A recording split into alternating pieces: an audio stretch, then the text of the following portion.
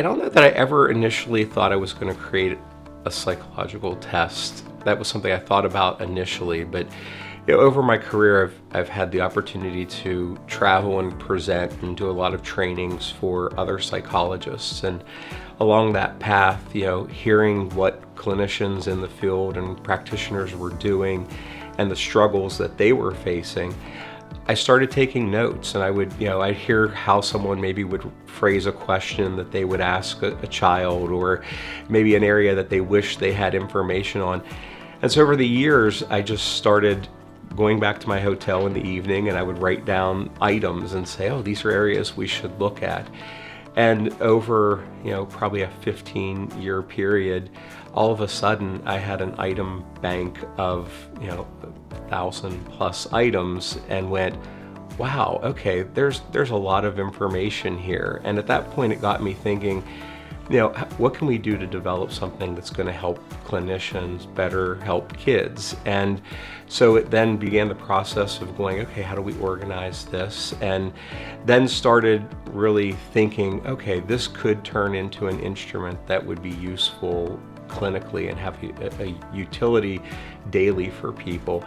And so started putting together some ideas, which then it just, I think once that started, it hasn't stopped, and it's been going. But it really, the whole idea of the development came just out of need and finding what are the gaps in the field and what do practitioners say that they need or want to do their job better. So I think we're trying to solve a problem for people. So when we're evaluating individuals for mental health, as I've kind of mentioned, it's beyond just looking at symptoms, and we have to consider, I think, other factors in their life that might impact why they're having difficulties, and assessing things like, how are they sleeping? Like, are they up all night? Do they get up early in the morning? Are they on their devices for 8 hours a day? So this idea of not just looking at pathology, but also looking at lifestyle, and looking at the fact that our own lifestyle choices can mimic mental health problems pretty easily. If we're not sleeping well, we're going to be fatigued. We're not going to pay attention. We're not going to do those things.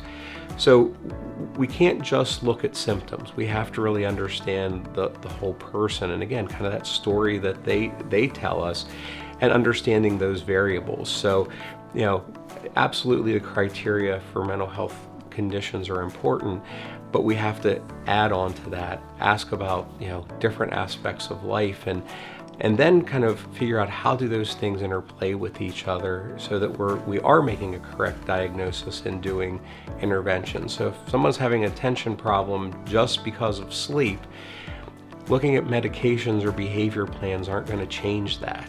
We have to figure out, how do we get you to sleep better? And so we have to ask the right questions to get that, but once we do, it also leads us to better interventions at the end. The Christner Behavior and Adaptability Assessment System, which we refer to as the C-BAAS, is beyond just a rating scale. It really is an assessment system that is developed to help optimize the mental health of children and adolescents. Different from other scales, it's rooted in cognitive behavior therapy, and it's also aligned with DSM and ICD so that we understand the standards of diagnostics as well. The goal is to go beyond just assessing areas of severity. We're looking at a system to help with diagnosis, to conceptualize or help understand the child, and then to ultimately come up with good interventions that align with our assessment.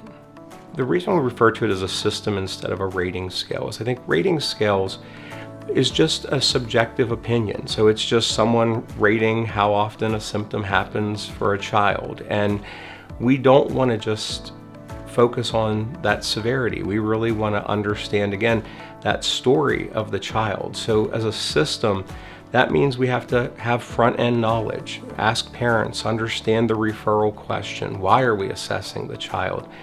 And then using this tool to select what information we want and to have some flexibility in what areas we're going to focus on.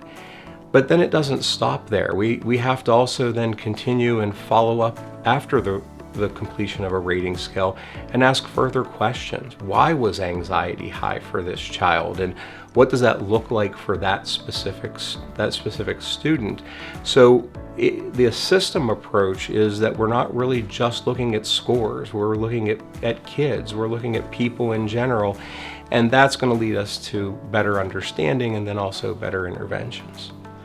Yeah, one of the reasons we wanted to incorporate cognitive behavior therapy theory into the development of the C-BAAS is the idea that we know a lot of evidence-based interventions based on CBT. So if we have a scale that is also aligned in that way, where we understand the idea of thoughts, feelings, and behaviors, and our items are assessed that way, we can then also, again, get a better understanding. So in cognitive behavior therapy, we use the term conceptualization. It's that understanding of the child. And currently, there are not scales that actually help align with that. So now that we have this, it's going to make case conceptualization easier for clinicians. And when that's easier, it leads us to better interventions. So having that theory helps keep an alignment across the whole process with the child. To my knowledge, there are no other assessment systems that incorporate the theoretical underpinnings of cognitive behavior therapy. While there might be some rating scales that exist out there that look at symptoms specific to anxiety and depression, looking at it from a full understanding for conceptualization, I believe is unique to the C-BAAS.